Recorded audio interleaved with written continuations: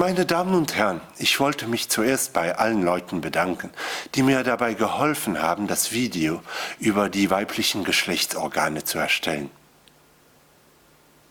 Im Durchschnitt reift alle 28 Tage eine Eizelle in einem der 2 Eierstöcke aus. Hey Mann, musst du darüber reden? Was bringt das? Es ist schon wichtig, falls du eines Tages Kinder willst.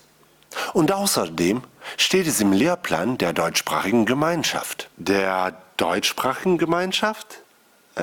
Nicht Belgiens? Nein, Unterrichtswesen ist eine Kompetenz der deutschsprachigen Gemeinschaft. Ich erkläre. Vor der Gründung Belgiens bildete unsere deutschsprachige Gegend keine gemeinsame Einheit. Weder im alten Regime der Vereinigten Niederlanden noch nach der Annektierung der Französischen Republik. Belgien entsteht durch die Spaltung der Vereinigten Niederlanden. Naja, dem Königreich der Vereinigten Niederlanden. War da Kelmis nicht neutral, so unter Doppelbesetzung? Genau.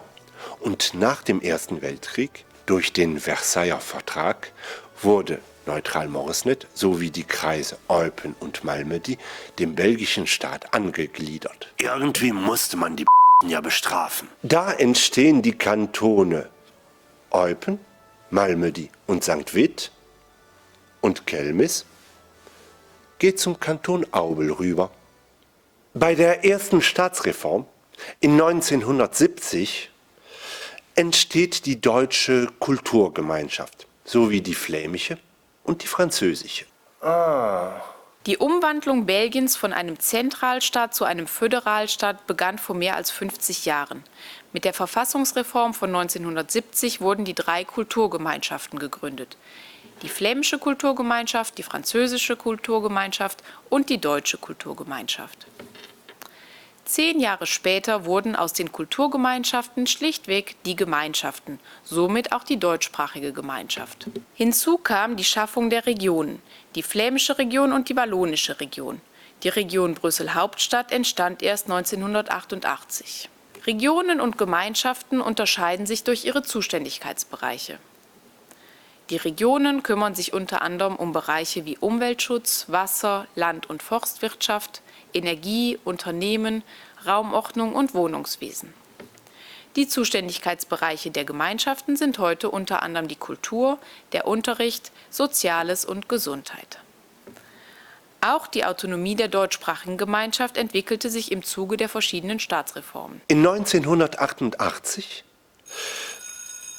bei der 3. Staatsreform, bekommt die deutschsprachige Gemeinschaft Unterrichtswesen als Zuständigkeit. Und jetzt heißt es deutschsprachige Gemeinschaft? Seit 1973 haben die Bürger der deutschsprachigen Gemeinschaft ihr eigenes Parlament. Die erste Sitzung des Rates der Deutschen Kulturgemeinschaft mit der Abkürzung RDK, wie es ursprünglich hieß, fand am 23. Oktober 1973 statt. Im Dezember 1983 wurde es in Rat der deutschsprachigen Gemeinschaft umbenannt, abgekürzt RDG, bevor dann am 30. Januar 1984 die erste Regierung, damals noch Exekutive genannt, eingesetzt wurde.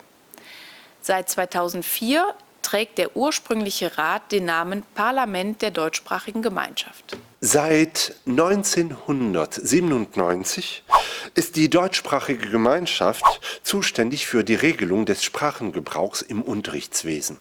Dann kann der Gemeinderat von Kelmis noch immer auf Platz stattfinden? Die deutschsprachige Gemeinschaft ist nur zuständig für die Regelung des Sprachengebrauchs im Unterrichtswesen und nicht in den Gemeinderäten. Es gibt auch andere Dialekte in der deutschsprachigen Gemeinschaft, die auf den südniederfränkischen, den ripuarischen und den moselfränkischen Sprachraum zurückzuführen sind. Aber das ist hier nicht das Thema. Die 6. Staatsreform 2012 hat im Bereich des Unterrichtswesens gar nichts verändert. Das Ziel der 6. Staatsreform war, die Position der Regionen und Gemeinschaften zu stärken. Dadurch sind weitere Zuständigkeiten des Föderalstaates, wie beispielsweise die Familienzulagen, an die Gemeinschaften übertragen worden. Die belgische Verfassung sieht auch vor, dass Zuständigkeiten der wallonischen Region an die deutschsprachige Gemeinschaft übertragen werden können. Dies ist bereits mehrfach geschehen. Der Denkmal- und Landschaftsschutz sowie die Ausgrabungen, die Beschäftigungspolitik, die Aufsicht, Finanzierung und Organisation der Gemeinden, der Tourismus durch Rückübertragung, die Raumordnung, das Wohnungswesen und Teile der Energiepolitik. Die anderen Zuständigkeitsbereiche der deutschsprachigen Gemeinschaft sind unter anderem die kulturellen Angelegenheiten, Medien, Sport, der Sprachengebrauch im Unterrichtswesen, die Gesundheitspolitik, Jugend-, Familien- und Seniorenpolitik, das Unterrichtswesen sowie alles, was Aus- und Weiterbildung betrifft. 6. Staatsreform? Wird es noch viele geben? Selbstverständlich gibt es weiterhin Konzertierungen, die auf eine 7. Staatsreform hinauslaufen könnten. Der Premierminister Alexander De Croo hat in seiner Regierungserklärung eine neue Struktur unseres Staates angekündigt, mit einer homogeneren und effizienteren Zuständigkeitsverteilung. Dadurch sollen die Teilstaaten und die Handlungsfähigkeit der föderalen Struktur gestärkt werden. Kann man nicht alles wieder rückgängig machen? Ein einheitliches Land mit weniger Minister. Es gibt verschiedene Ideen und Meinungen, wie eine solche neue Struktur aussehen kann. Eine davon ist Belgien zu viert, bei der die deutschsprachige Gemeinschaft eine eigenständige Region werden könnte. Aber derzeit kann man nur sagen, affaire à suivre. Wie siehst du die Zukunft Belgiens? Schreibe es in den Kommentaren.